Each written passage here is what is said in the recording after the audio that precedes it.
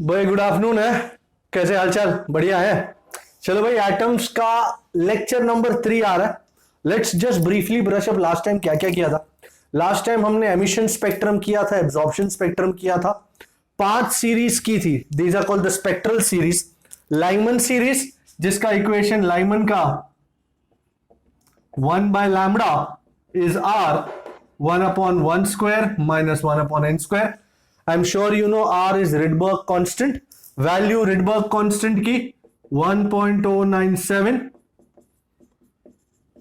into 10 raised to 7 meter inverse. And n will be 2, 3, 4, 5 etc.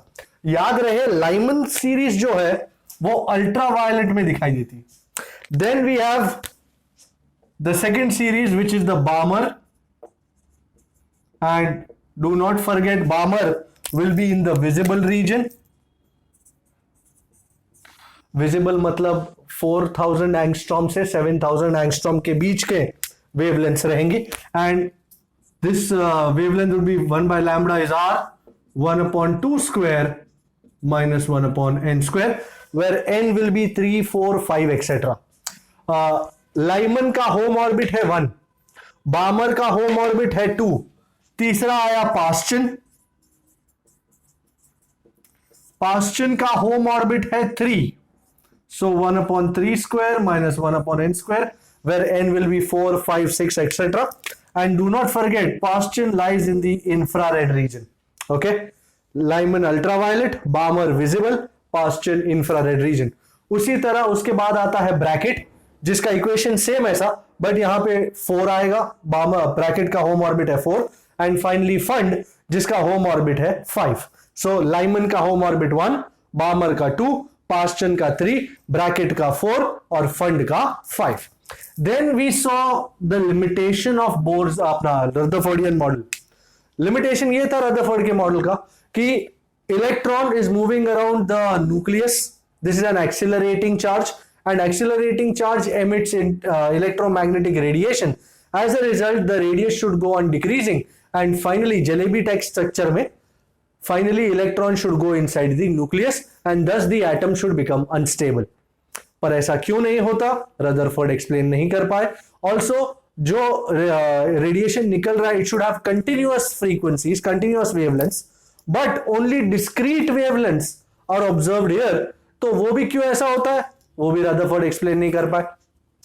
Finally it was up to Bohr, and Bohr ने अपने को 3 postulate दिए। क्या postulate दिए? 3। पहला, he defined a new type of orbit in which the electron moves but does not give out any energy. He called those orbits stable orbits or stationary orbits. Secondly, he said an electron will revolve around the atom in such stable orbits where the angular momentum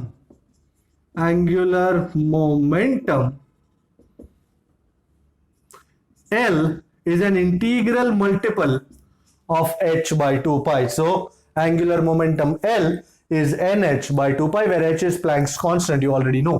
And thirdly, when an electron makes a transition from high energy level to lower energy orbit, stable orbit, it will give out a photon of frequency nu such that h nu is EI minus EF.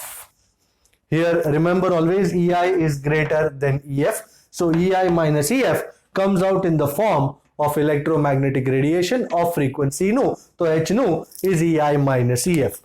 Then इन postulates को use करके Bohr ने अपने को equations for radius, velocity and energy दिए। बहुत मस्त। याद रहे रदरफोर्ड ने अपने को टोटल एनर्जी और रेडियस के इक्वेशंस दिए थे, but that was according to his orbit, that was not according to his orbit, according to his idea. Bohr ने अपने आइडिया को लगा करके हमको नए इक्वेशंस दिए। सबसे पहले वेलोसिटी इक्वेशंस याद रखना जरूरी है। v is e square by 2 epsilon 0 hn, ये h है। Radius rn is n square h square epsilon 0 over pi me square. And finally, energy, total energy, En is minus me raised to 4 over 8 epsilon 0 square h square n square. याद है मैंने आपको सिखाया था, मैंने देखा जू का एलिफेंट जो था 1 2 का 4 जो बैठा था 8 स्क्वायर स्क्वायर स्क्वायर पे, बरोबर. Same equation here. सो ये तीनों इक्वेशन बहुत ज्यादा इंपॉर्टेंट है to find out the values of radius, velocity and energy of the nth orbit. So अगर आप ध्यान से देखें, मैं यहां पे अगर एक conclusion बना दूं तो velocity Vn is inversely proportional to n, radius Rn directly proportional to n square, and energy En is proportional to 1 by n square. All right, this will help you out in your numericals and stuff like that. इन सबको देख के हमने फिर finally m e epsilon 0 h वगैरह की values रख के हमने एनर्जी का इक्वेशन, एनर्जी का वैल्यू निकालने का ट्राई किया था और सफल हुए थे. एंड क्या था, if you remember, e n. अच्छा, पहले तो Bohr orbit for hydrogen atom, for hydrogen z equal to 1, n equal to 1, inner most orbit. तो h square epsilon 0 pi m e square,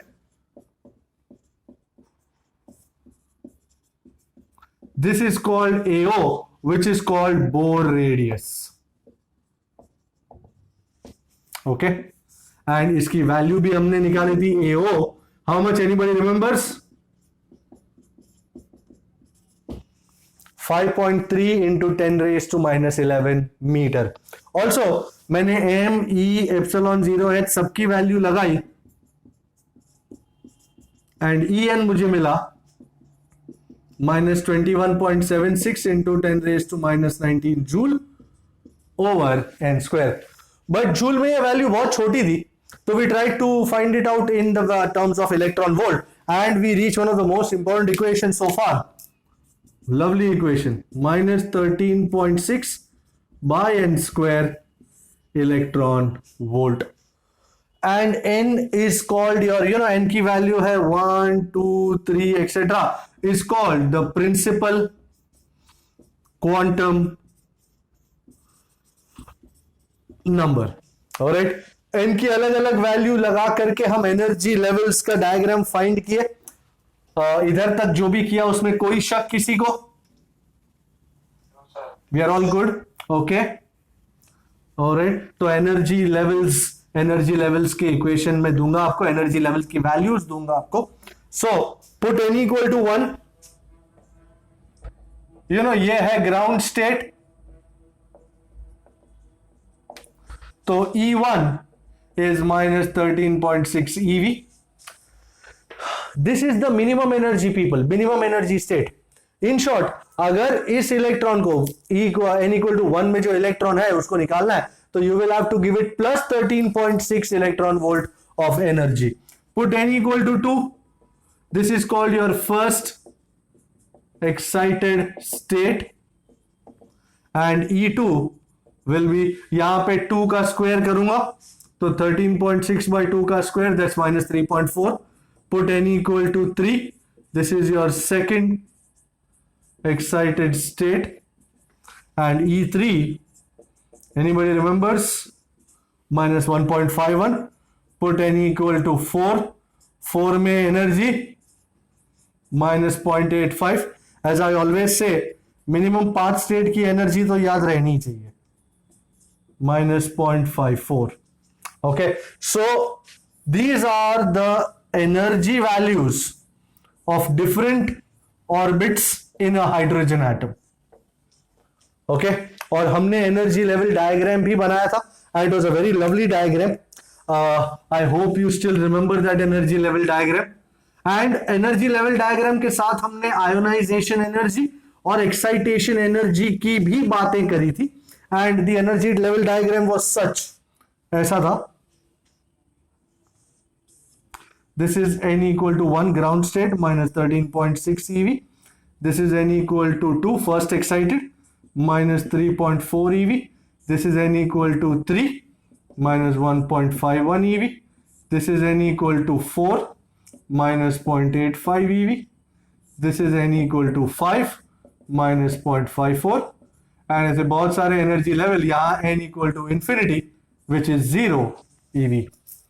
तो सपोज कोई इलेक्ट्रॉन है जो यहां पे है, वेरी बैड लाइन, सपोज कोई इलेक्ट्रॉन यहां पे है and we want to make it free, you know energy negative है, इंडिकेटिंग दैट ये इलेक्ट्रॉन इतनी एनर्जी से बाउंड है. तो अगर आपको इसको फ्री करना है तो इस इलेक्ट्रॉन को इतनी एनर्जी प्लस में प्रोवाइड करनी पड़ेगी, तो ये यहां से यहां तक पहुंच जाएगा. n equal to infinity state तक पहुंचना means becoming free, getting liberated. तो this is called, you know, this much energy is called your ionization energy. कहीं से भी n equal to infinity state तक पहुंचना, that is called ionization energy. So 1 से infinity तक पहुंचना, that is called your first ionization energy. 2 से infinity तक पहुंचना is called your second ionization energy, which is 3.4. इन दोनों एनर्जी लेवल्स का माइनस कर लेने का, 0 माइनस माइनस 3.4 which is 3.4. यहां से यहां तक पहुंचना, it will be your third ionization energy which is 1.51 eV.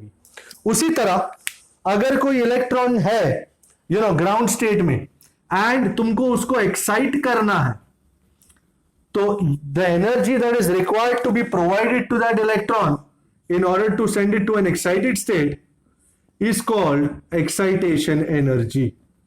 Okay, so suppose ये इलेक्ट्रॉन है यहां पे and you want to send it to the first excited state. This is the ground state, this is your ground state. So ground state से यहां तक भेजना is called your first excited. कितनी energy लगेगी?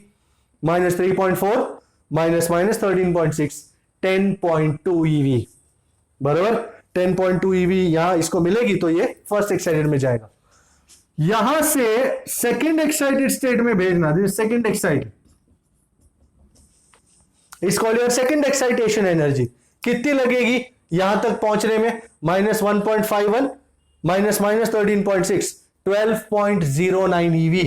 That is your second excitation energy. यहां तक हमने last time किया था. Any doubts about that? No, we are all good. Okay, तो आज का कारवां शुरू करते हैं. प्रिसाइजली 2 टॉपिक्स बाकी हैं जिनको कवर किया जाएगा और फिर न्यूमेरिकल्स पे जाएंगे अपने. The first topic we are looking at is utilising Bohr's third postulate to find out the value of the frequency of the photon that is being emitted. Okay, so I hope you remember Bohr's third postulate. अभी मैंने थोड़ी देर पहले लिखा कि when an electron goes from one stable orbit to another of lower energy, it emits a photon of frequency nu such that h nu is EI minus EF. वही चीज use करने वाला. So Bohr's third postulate, and इसको use करके हम क्या derive करने वाले? We are going to derive the Rydberg formula. Now if you remember, Rydberg किस में आया था? वो स्पेक्ट्रल लाइन वाला बंदा था. बराबर, स्पेक्ट्रल लाइन की चीजें Rydberg में देखी थी हमने. हम वही करने वाले. According to Bohr, when electron goes from one state to lower state, it emits photon of frequency nu such that, अब डेरिवेशन शुरू हो रहा है भैया, h nu is EI minus EF. Now what I'm going to do is I'm going to put known values for EI and EF. Let me call them ENI and ENF, क्योंकि मैंने हमेशा EN की बात की है ना. तो ENI initial minus ENF, and इस nu को भी मैं नाम देता हूं nu IF, where nu is the frequency of the radiation that comes out. Nu IF is the frequency of the radiation when comes out when electron goes from ENI to ENF state. Okay, we know, we are going to use what we know. But you know En की value minus m e raised to 4 over 8 epsilon 0 square h square n square. आप जितना in equation से दूर भागोगे ना, उतना ही ये equation आपकी कुंडलियों में ज्यादा आएंगे। तो माय सजेशन इज दूर भागने की बजाय इन्हें एक बार गले लगा लो। अच्छा, जहां ई एन आई है वहां मैं एन आई का स्क्वायर लगाऊंगा। आई होप विजिबल है इतना नीचे तक। Is it visible? Yes, sir. Okay. Yes, sir. And minus m E raise to 4 over 8 epsilon 0 square H square n f square. Okay, मैंने सिंपली ई एन आई में n i का square लगा डाला and e n f में n f का square लगा डाला। Minus minus is plus, तो आप देख रहे हो m E raise to 4 over 8 epsilon 0 square H square बाहर आ जाएगा। And what am I suppose to do about that? M E raise to 4 over 8 epsilon 0 square H square bracket में 1 upon n f square minus 1 upon N I square. Ladies and gentlemen, if you are looking at this, this very much resembles, अच्छा इसको मैं equation 1 कहता हूं, this very much resembles the equations given by that Lyman Balmer and all that. तो NF, NI, NF, suppose, अच्छा this equation is called Balmer formula, sorry, Rydberg formula. This equation 2 is called Rydberg formula. Now let's take an example. अच्छा, also मैं पहले जो करना है वो कर लेता हूं। Do you agree nu is C by lambda? Do you agree to this? Nu is equal to C by lambda. तो ये नू आई एफ की जगह तो H C by lambda I F is M E raise to 4 over 8 epsilon 0 square H square 1 upon n f square minus 1 upon N I square. ये H और C को दोनों को नीचे लेता हूं मैं। 1 by lambda IF is m e raised to 4 over 8 epsilon 0 square. ये h और c नीचे, c h into h square h cube. I think now is the time to look at this equation very closely. Very closely.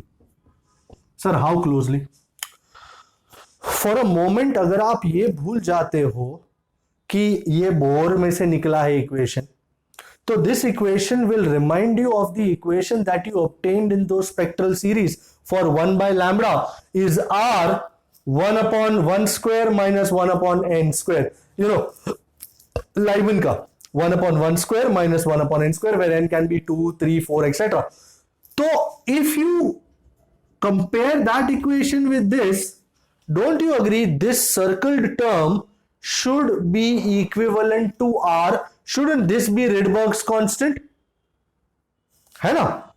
1 by lambda is r 1 upon n square minus 1 upon something else square, 1 upon 1 square minus 1 upon n square. ये r नहीं होना चाहिए? तो let me see. ये तो theoretical फंडा है. So here m e raised to 4 over 8 epsilon 0 square ch cube is r Rydberg constant. Sir आपने तो लिख दिया, पर आपको कैसे पता? क्योंकि मैंने एम ई एप्सिलॉन 0 सी और एच की वैल्यू लगाई और मुझे इसका वैल्यू क्या मिला पता? I can take this off now. So put values of m e epsilon 0 h c, if you put it you will find out. So put values of m e epsilon 0 c and h, we get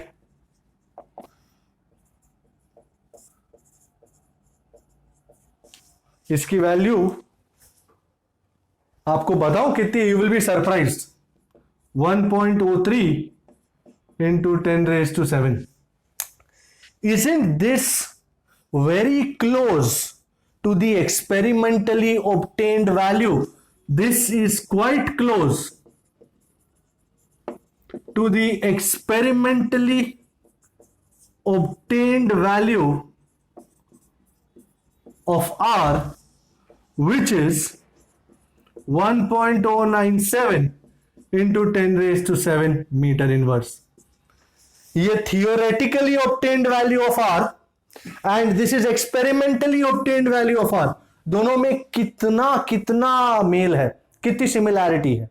that is the prime reason why me raised to 4 over 8 epsilon 0 square चा cube मतलब CH cube, मैं इसको R कहता हूं and this resembles your Rydberg constant. So suppose now अब मैं आपको दिखाने जा रहा हूं कि लाइमन जैसा कैसा है. Suppose मैं कहूं NF is 1 and NI can be 2, 3, 4 etc.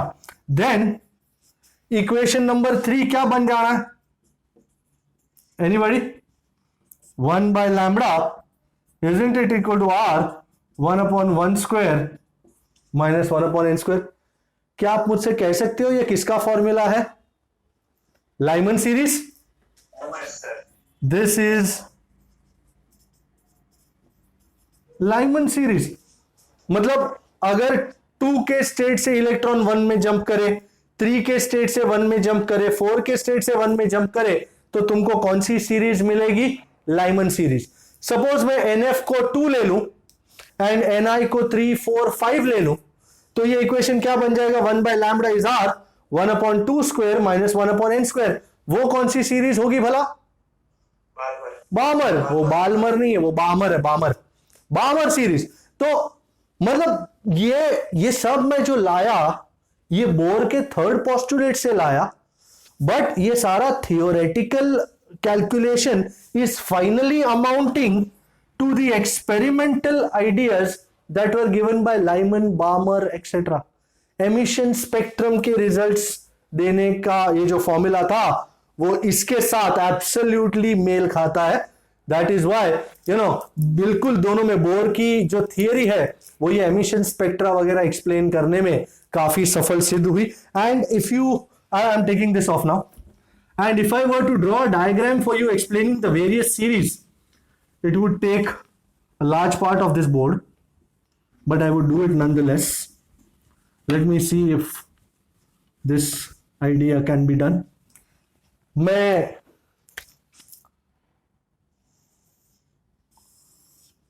ये n equal to 1 है,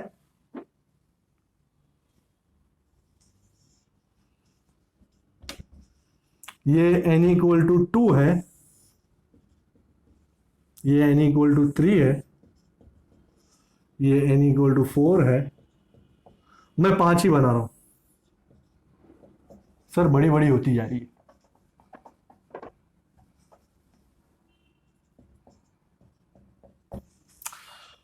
फॉर एग्जाम्पल जब 2 से 1 में जंप करता है, ये पहली लाइन है लाइमन सीरीज की.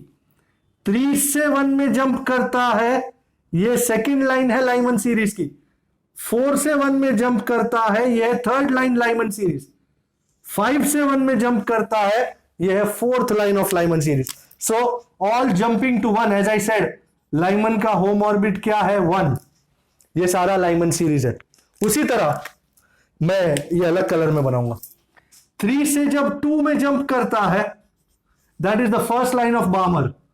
4 से 2 में जंप करता है, सेकेंड लाइन ऑफ बामर. 5 से 2 में जंप करता है, that is the third line of बामर. So बामर orbit का है होम ऑर्बिट 2. अब लाल में करते, लाल किधर गई? ये रहा. जब 4 से 3 में जंप करता है, मेरे पास और कुछ तो होने वाला नहीं है. 4 से 3 में जंप करता है, that is the first wavelength of Paschen. 5 से 3 में जंप करता है, second wavelength of Paschen. So this is Paschen. And 5 से 4 में जंप करता है, फिर से let us get back to Brackett. This is Brackett. Okay, so these are the various series that have been explained using Bohr's third postulate. Okay, have a look. Okay, illustration 6 ये कहता है using the Rydberg formula, calculate the wavelengths of the first 4 spectral lines in the Lyman series of the hydrogen spectrum. So we need to find out lambda 1, lambda 2, lambda 3, lambda 4 Lyman series के first 4 wavelengths and using Rydberg formula. अब sir Rydberg formula क्या था? यहीं पे था. The Rydberg formula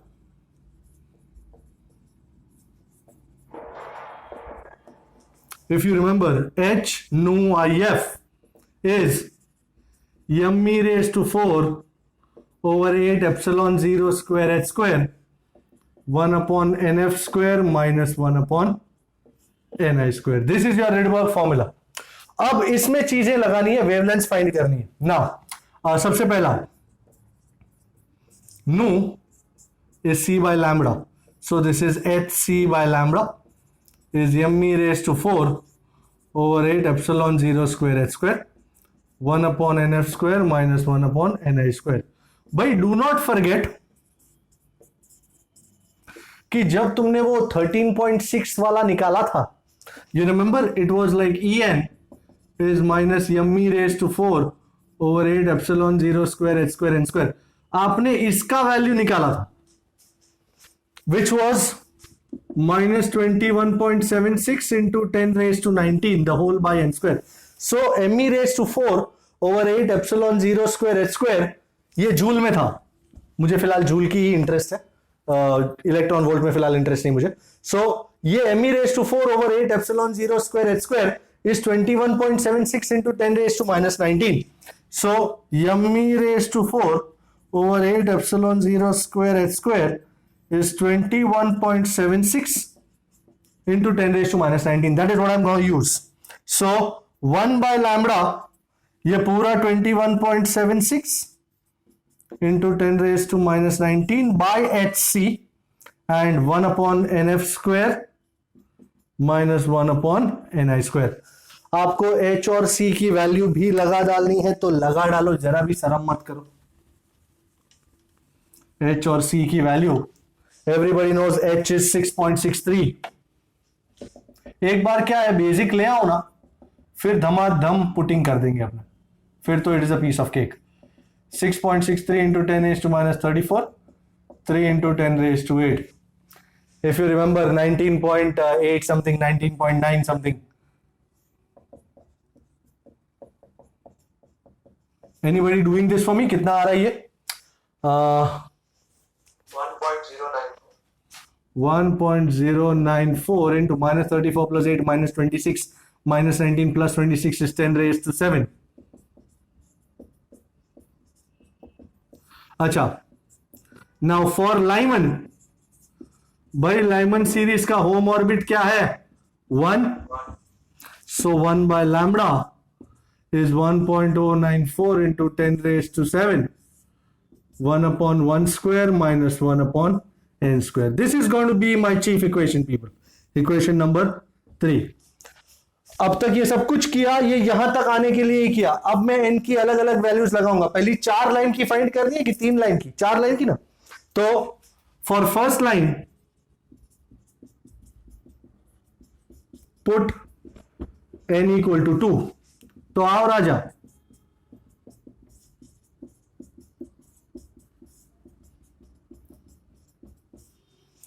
one upon 1 square minus 1 upon 2 square, that is 1 minus 1 by 4, that is 3 by 4.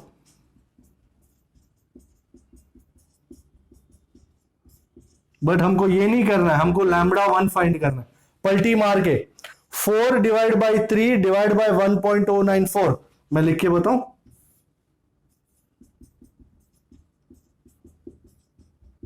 anybody doing this?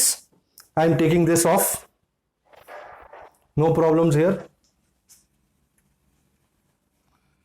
ये सब कुछ किया गया सिर्फ वहां तक पहुंचने के लिए इक्वेशन 3 तक. एक बार इक्वेशन 3 पे पहुंच जाओ, फिर इन सब चीज का कोई जरूरत नहीं.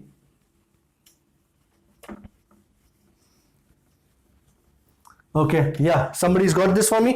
Lambda 1 1. into 10 raised to minus 7. अगर मैं इसको एंगस्ट्रॉम में कन्वर्ट करूं तो मैं 3 0 ये साइड ले रहा हूं.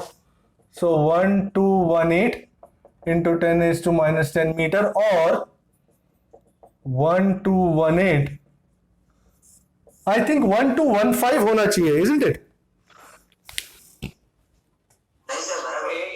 यही है, 1218 is okay. Okay. Now for second line put n equal to 3. put n equal to 3 for second line. So 1 by lambda 2 1.094 into 10 raised to 7. वही करना है, कुछ नई बात तो है नहीं. So this is 1 minus 1 by 9, that is 8 by 9. So lambda 2, I'm cutting a long story short, 9 divided by 8. Yup, somebody's had it for me. 1.028. Very well. Into 10 raised to minus 7. Or lambda 2 is 1028 angstrom. Is someone checking? Put n equal to 4.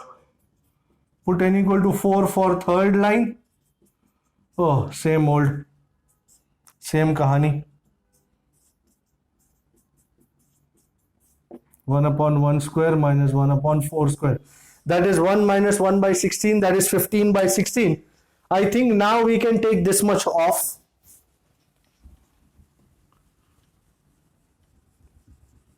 Lyman series.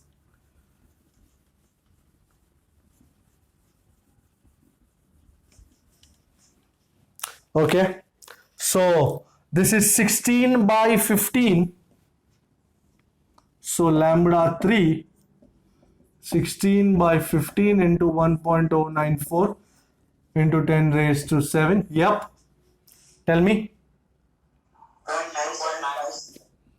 0.975 into 10 raised to minus 7. That's 975 into 10 raised to minus 10. Or rather, 975 angstrom. What's it? And चौथी line, अरे चार चार क्यों find करने को बोली पता नहीं. Put n equal to find for fourth line. So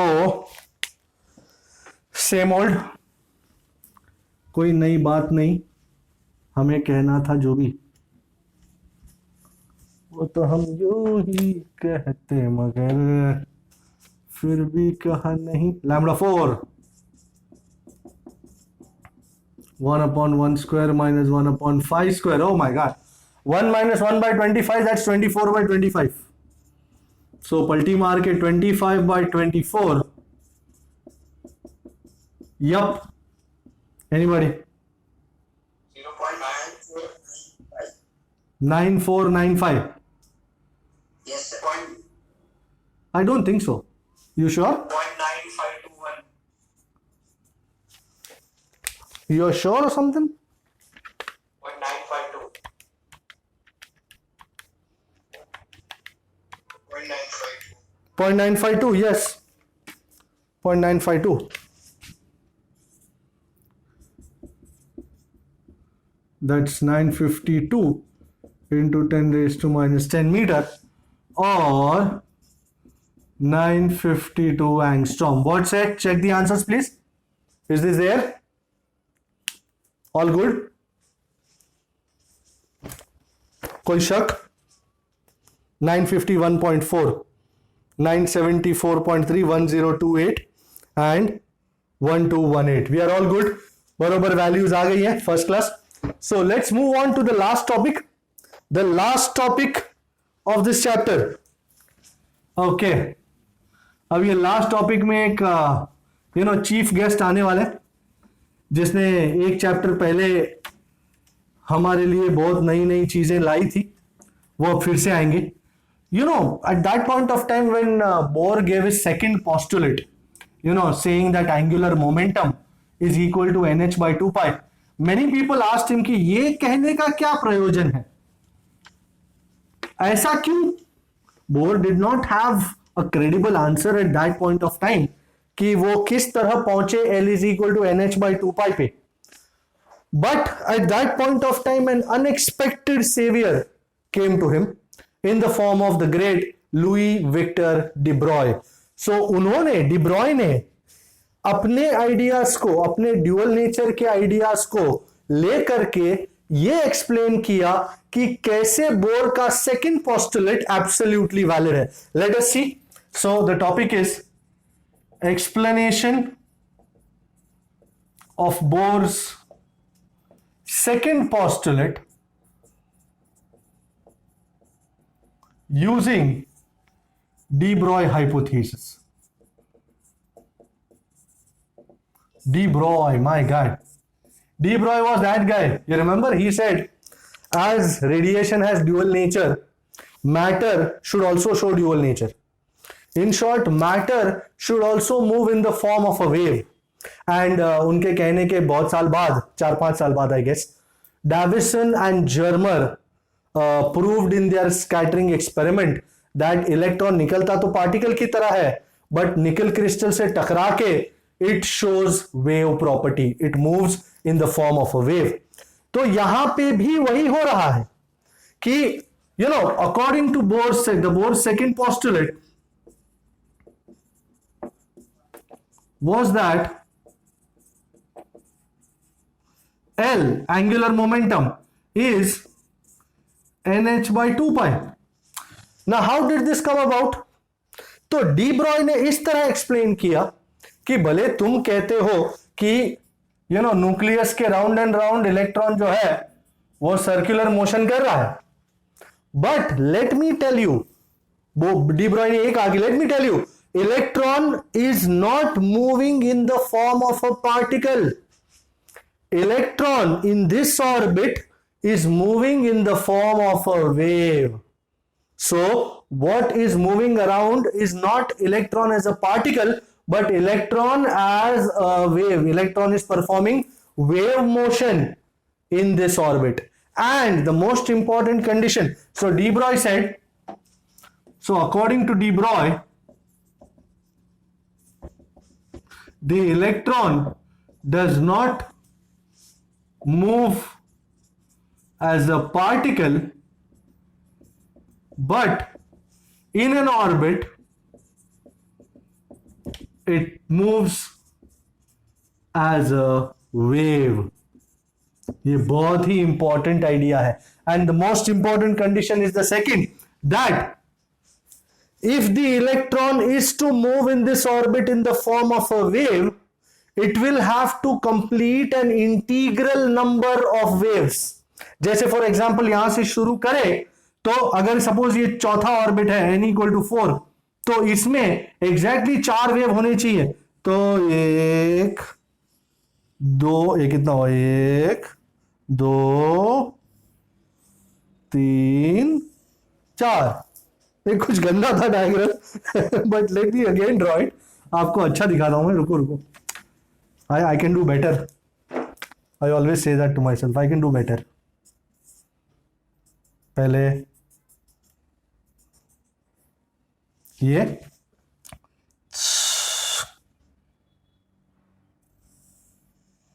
1 2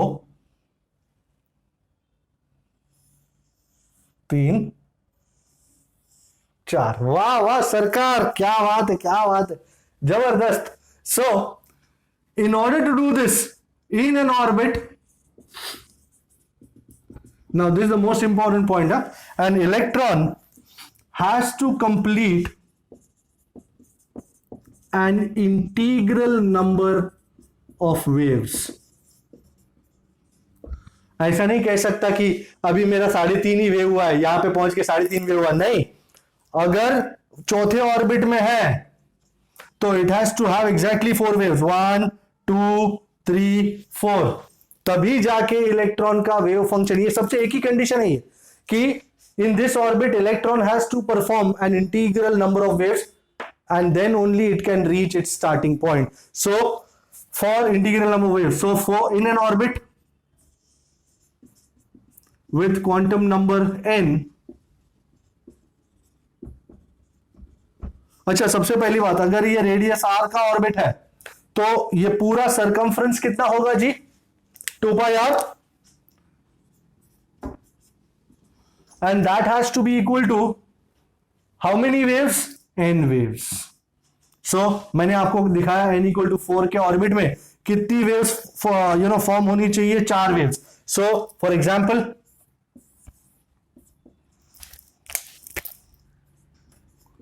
in orbit n equal to 4, the electron wave completes exactly 4 full waves as shown in the figure out here. Okay, acha, I'm sure everybody remembers, you remember the equation for de Broglie wavelength. I am taking this off now. आपने देख लिया ये 4 waves का फंडा. Okay, so for electron of mass m, and if it is moving with velocity vn, if electron has mass m and moves with speed vn, its de Broglie wavelength, the most famous expression for de Broglie, lambda is h by p, and p is how much? mv. So let's put 2, ये lambda को उठा के मैं 1 में लगा रहा हूं, ये 1 कुछ गंदा ही लिखा गया है. So put 2 in 1, put 2 in 1, क्या मिलता है? 2 pi rn is n into h by m vn. Okay, now what am I going to do? ये n है, ये m और vn को उठा करके यहां ले आऊंगा और 2 pi को उठा करके नीचे ले आऊंगा. So if you are looking carefully, then you will see कि इस साइड लेफ्ट साइड में क्या क्या चीजें ऊपर आ जाएंगी. लेफ्ट साइड में आ जाएगा, therefore m vn rn is, यहां nh तो था ही और ये 2 pi यहां से आया. Are you looking closely? What is mvr? Isn't it angular momentum? So angular momentum mvr is nh by 2 pi. Wow, ये हमने बोर का सेकंड पोस्टुलेट डिराइव किया using de Broglie's ideas. Thus mvn rn, which is L, is nh by 2 pi. So this is Bohr's second postulate, which has been obtained using de Broglie's ideas. So equation 3 is Bohr's second postulate,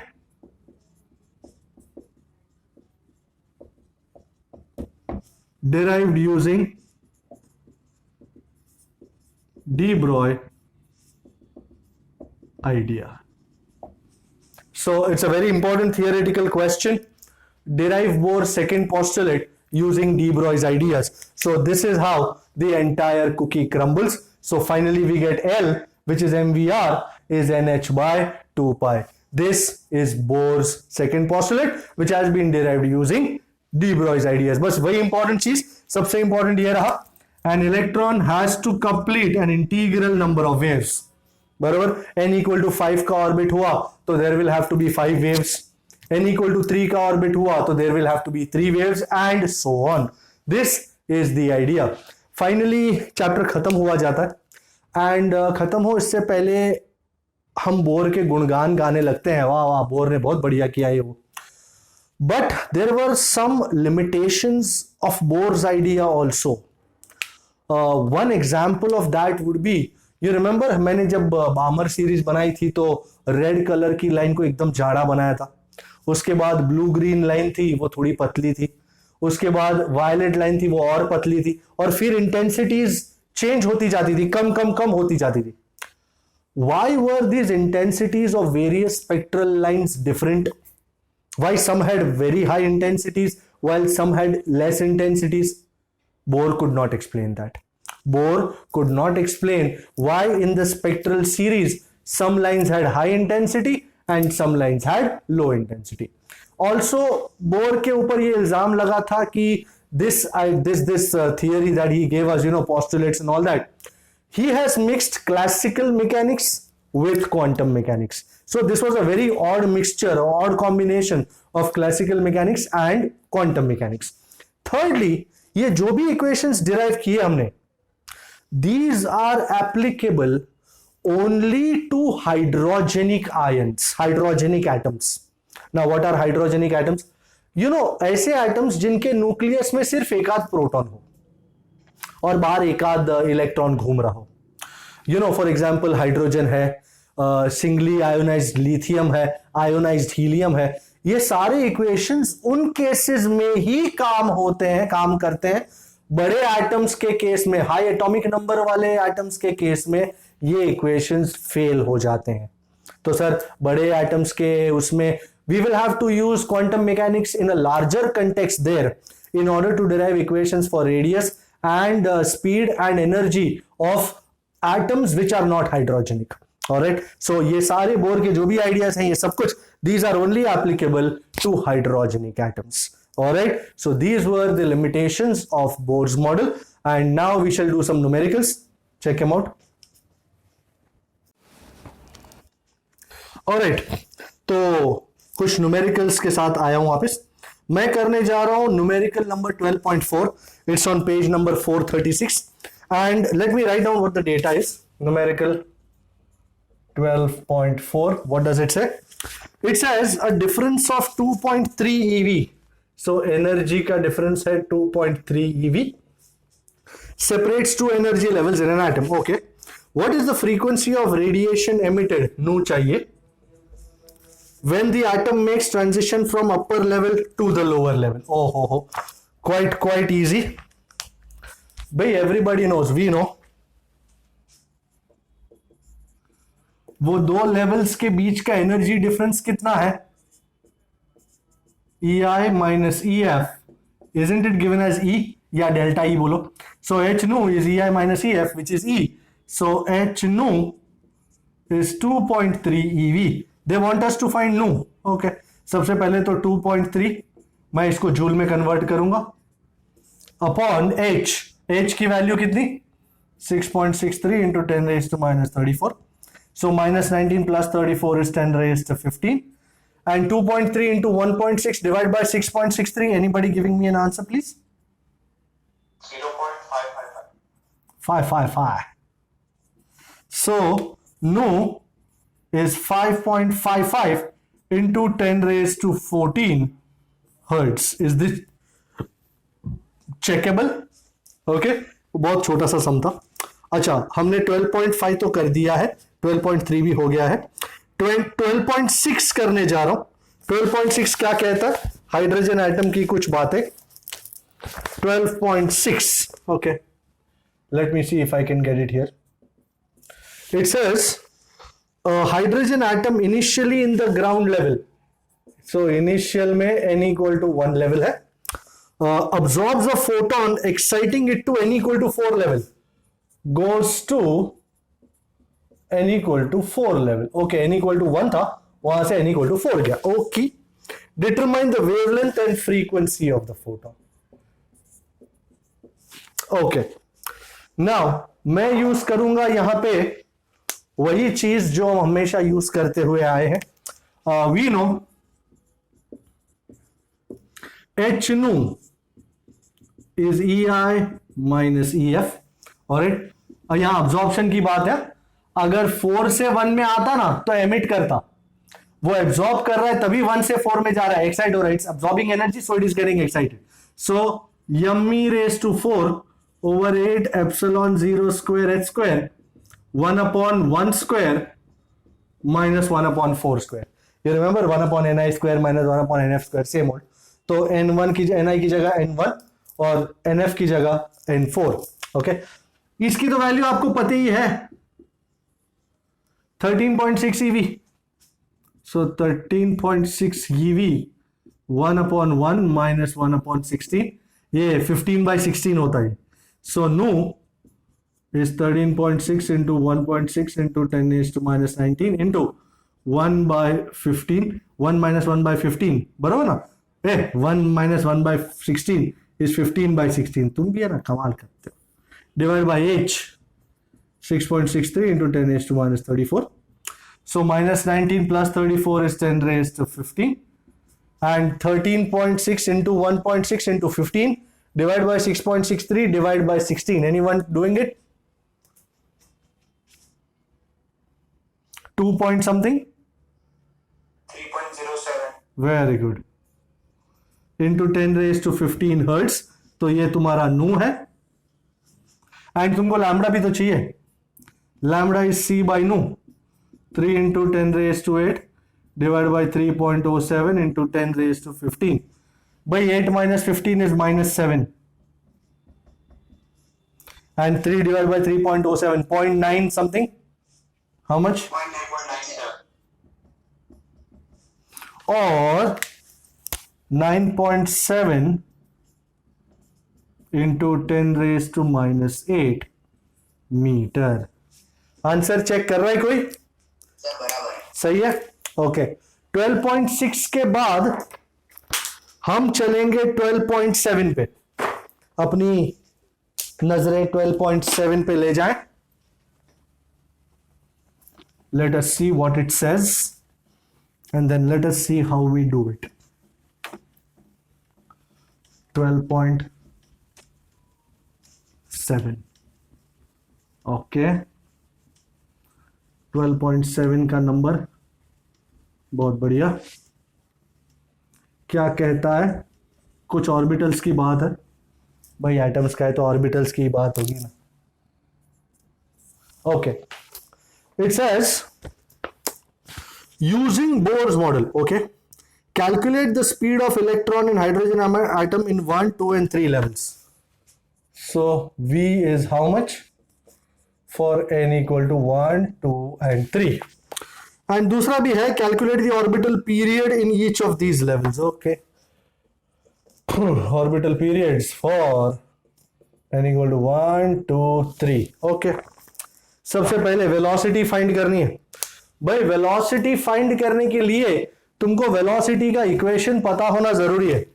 alright, the equation for speed is, मैंने कहा था याद use होगा, Vn is E square by 2 epsilon 0 HN. एक काम करते हैं, हर बार n पकड़ के सब्स्टिट्यूट नहीं करूंगा. पहले मैं E square by 2 epsilon 0 H निकाल लेता हूं. 1.6 into 10 raised to minus 19 का square over 2, 8.85 10 raised to minus 12, 6.63 10 raised to minus 34 और ये नीचे n. ओके माइनस 19 का square minus 38, minus 34 minus 12 is minus 46, minus 38 plus 46 is 10 raised to 8 upon n. 1.6 का whole square 2.56, 2.56 divide by 2 divide by 8.85 divide by 6.63. Anyone?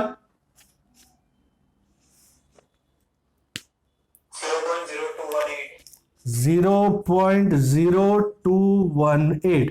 So 1 और 2. So can I write this as 2.18 into 10 raised to 6 by n? Can I do that? Thank you for not saying yes. I would have done it anyway. अच्छा, अब n को 1 2 3 put करके आनंद की भावना आएगी अपने को. Put n equal to 1. So V1 is 2.18 into 10 raised to 6 by 1. Answer is a very lovely 2.18 into 10 raised to 6 meter per second. Put n equal to 2. So V2 is 2.18 into 10 raised to 6 by 2. How much is that? 1.09.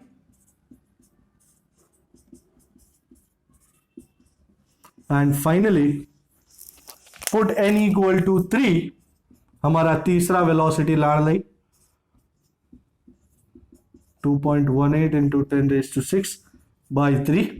So that is, I think, 0.73. Is it? 0.766. That's 0.73 करीबन करीबन, if it's not too much of a problem. बराबर है. V1 आ गया, V2 आ गया, V3 आ गया, velocity आ गई. अब time period चाहिए भाई. टाइम पीरियड कहां से लाएंगे? सपोज एक फुल रेवोल्यूशन होता है तो distance is speed into time. Okay, that is how I do it. पर उसके लिए मुझे रेडियस भी चाहिए होगा. ओके, मैं इतना निकाल देता हूं. वैसे मुझे वो निकालने की भी जरूरत पड़ेगी ही, बट ये याद रखना, इसको यूज करना है अपने को. बराबर. अब ये बी वाला करने जा रहा हूं. मैं पहले इक्वेशन फॉर रेडियस लिख देता हूं, नहीं अभी नहीं लिखता हूं, बाद में लिखता हूं, वहीं पे लिखेंगे, वहीं पे सॉल्व करेंगे उसको। वी नो, हमेशा we start with we know, distance is speed into time. जब एक पूरा रेवोल्यूशन खत्म होता है तो distance travelled is 2πr, speed कितना है vn एंड टाइम कितना है t। This is what I want, मुझे t चाहिए, सो this is 2πrn by vn। Now what I can do is, या तो अब मैं ये इक्वेशन को पकड़ के रखता हूं, मैं vn की जगह ये पुट करूंगा, okay 2.18 into 10⁶ by n, don't worry about that. मैं सबसे पहले rn लाऊं, now radius rn, I am sure everybody knows, n square h square epsilon 0 over pi m e square. हमने h square epsilon 0 over pi m e square को Bohr radius नाम दिया था, अगर आपको याद है, it is 5.3 into 10⁻⁻11 the whole into n square. तो ये भी आ गया, ये है, and velocity 2.18 into 10⁻⁶ by n। इन दोनों को उठा करके मैं t में लगा दूंगा, एंड लेट अस सी दोनों को घोल मिलाकर मुझे क्या मिलता है।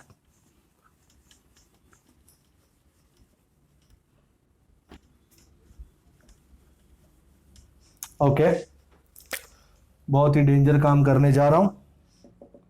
सो t इज इक्वल टू 2π, अभी आर एन ये रहा 5.3 into 10⁻⁻11 into n square over 2.18 into 10⁻⁶ by n। Do you agree, ये n नीचे से सड़क करके ऊपर चढ़ जाएगा। सो एंड लगे हाथों 2 इंटू 3.14 इंटू 5.3 डिवाइड बाई 2.18 कीजिए तो 15.26 15.26 into 10⁻⁻17 n cube. And now ये मेरा इक्वेशन नंबर क्या है, अगर ये 1 है तो ये 2 होगा। अब पुट करो n equal to 1, so t1, n को 1 पुट किया ना, सो 15.26 इंटू 10⁻⁻17 या फिर 1.526 into 10⁻⁻16 second. Is someone finding it out? सही है।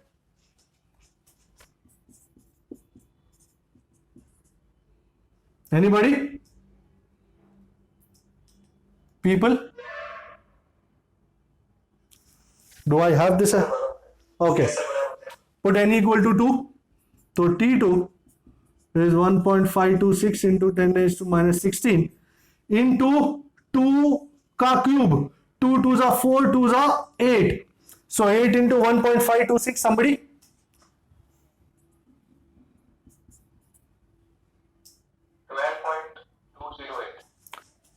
12.2 into 10⁻⁻16. So I would tend to write it as 1.22 into 10⁻⁻15 second, and put n equal to 3. So T3, 3 का cube, 3 3s are 9, 3s are 27. Oh, 27 into 1.5. How much? 41.2. So I think my answer for T3 would be 4.12 into 10⁻⁻15 second. Is this agreeable with the answers given? Yes, sir. Absolutely. Okay. इसके बाद हम करने जा रहे हैं, I think 12.8 देखेंगे, 12.9 देखेंगे, जल्दी जल्दी 12.8, 12.9. Let's see how much we can do. 12.8, 12.9.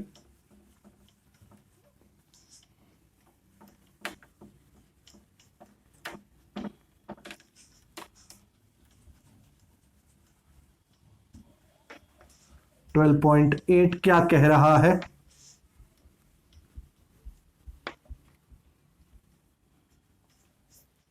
Okay, 12.8. What does it say? It says the radius of the innermost electron orbit of hydrogen atom, you know, this is AO, is 5.3 into 10 raised to minus 11 metre. ये R1 भी कह सकते हैं इसको, innermost orbit. Find radius for n equal to 2 and n equal to 3 orbits. Okay, मस्त सम था ये. अच्छा, the equation for radius is R n square h square epsilon 0 over pi m e square. Okay. For innermost orbit,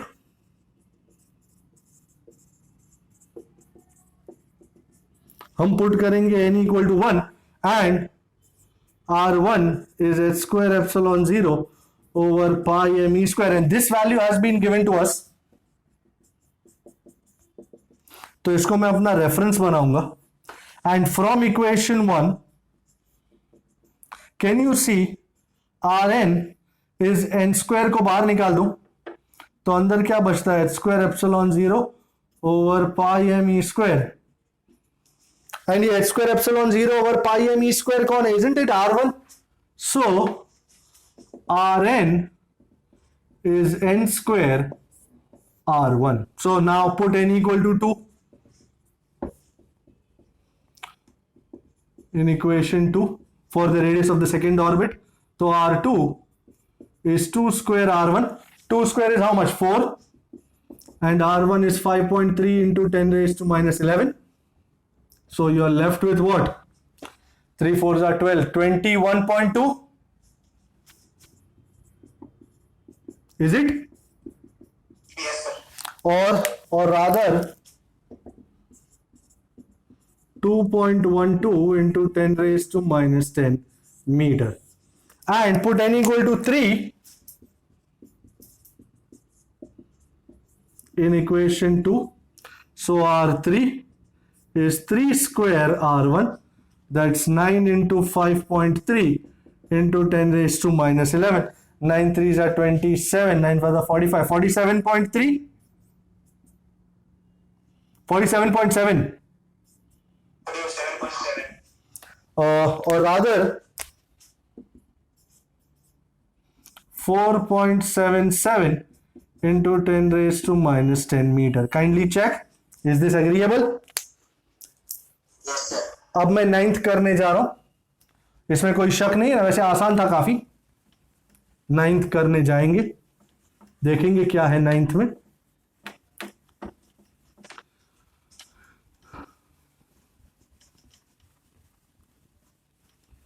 okay okay 9th क्या कहता है 9th? A 12.5 eV electron beam is used to bombard gaseous hydrogen at room temperature. Okay, what series of wavelengths will be emitted? अब हमको क्या मालूम, energy दिया हुआ है 12.5 eV, लैम्बडा मांगा है. पहले लैम्बडा आ जाए फिर देखेंगे कौन सी सीरीज है क्या है करके. We know in a very simple process, E is H nu, and तुमको अगर नू से ज्यादा दिक्कत है तो H C by lambda, same old idea. तो lambda is H C by, and मैं वैल्यूज पुट कर रहा हूं 6.63 into 10 raised to minus 34. This is as simple as they come. Energy 12.5 EV में है तो मैं कन्वर्ट कर लूंगा. minus 34 plus 8 minus 26, minus 26 plus 19 is minus 7. 6.63 into 3 divided by 12.5 divided by 1.6. Anyone? 2.999. 999 or 997? I'm going to write this as 997 into 10 raised to minus 10 meter. 997 angstrom. हमने शायद lecture के starting में ही लाइमन के चारों वेवलेंथ निकाले. If you remember 1218 angstrom, 1028 angstrom, 990 something angstrom, 970 something angstrom. तो don't you agree this 997 falls into that ultraviolet region this 997 angstrom falls into the ultraviolet region, and thus ultraviolet region में कौन सा series पड़ता है?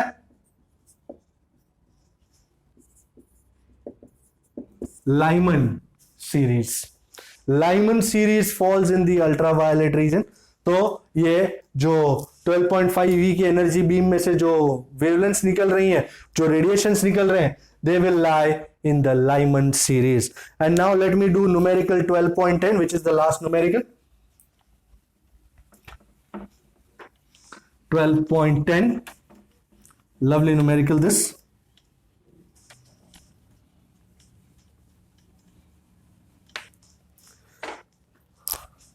$12.10 में हमने उसके जैसा लास्ट टाइम भी किया था, 12.10 जैसा. सो देख लेते हैं. In accordance with the Bohr's model, find the quantum number n. find करना है that characterizes Earth's revolution around the sun. Earth's revolution around the sun. Bohr उसका रेडियस है r, 1.5 into 10 raised to 11 meter, and orbital speed Vn 3 into 10 raised to 4 meter per second. Mass of the earth 6 into 10 raised to 24 kg. Okay, let us see what we have. Acha, we know according to Bohr's second postulate,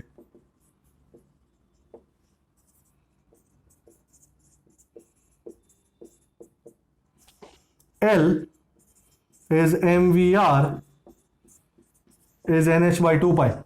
Now by a luck of fate, by a quirk of fate, मास भी दिया हुआ है, velocity भी दिया हुआ है, radius भी दिया हुआ है. वाह, मैं इन दोनों को इक्वेट करूंगा. 10 मुझे n चाहिए. n is 2 pi into m vn rn the whole over h.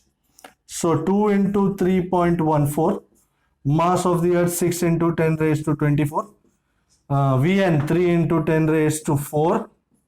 Rn 1.5 into 10 raised to 11. अरे बाबा कहाँ जाएगा? And h 6.63 into 10 raised to minus 34. So 24 plus 4 is 28. 28 plus 11 is 39. 39 plus 34. 39 plus 34, 73. My God, can you believe that? 73. वो क्या होगा, जाने क्या होगा रामा रे. है ना, सही है ना. 24 plus 4 28, 28 plus 11 39, 39 plus 34 73. बराबर 6.24 6.28 into 6 into 3 into 1.5 divided by 6.63. Anyone popping this up? 25.57. 25.57, is it? Yes, sir. Or rather 2.557 into 10 raised to 74. Oh my God. Can you see this value of n? 10 raised to 74. This is a very big value of n. ये orbital number बहुत बड़ा है इसका. Alright, and इसी को use करते हुए मेरे से एडिशनल में एक सवाल पूछा गया था कि 12.16 है ये. If Bohr's quantization postulate is a basic law of nature, it should be equally valid for the case of planetary motion also. Why then do we never speak of quantization of orbits of planets around the sun? अब सिर्फ यहां पे देखिए कि ये n की value 10 raised to 74 है. 10 raised to 74. Can you imagine एक ऑर्बिट से दूसरे ऑर्बिट में जो डिस्टेंस होगा, एनर्जी लेवल डिफरेंस होगा, वो बहुत कम होगा. सो मैं 12.16 के बारे में बात करूं कि as n is very large, as n for orbits of planets around the sun is very large, so the difference in energy levels, the difference in energies between various levels will be very less. will be very less. And इतनी कम energy difference का कोई मतलब नहीं रहेगा. As a result Bohr's quantization का principle से हम atoms के ऑर्बिट्स के बारे में बिल्कुल बात कर सकते हैं, but planets revolving around the sun वगैरह के बारे में बात करना हमारे लिए मुश्किल होगा. Alright, so this is how things are moving.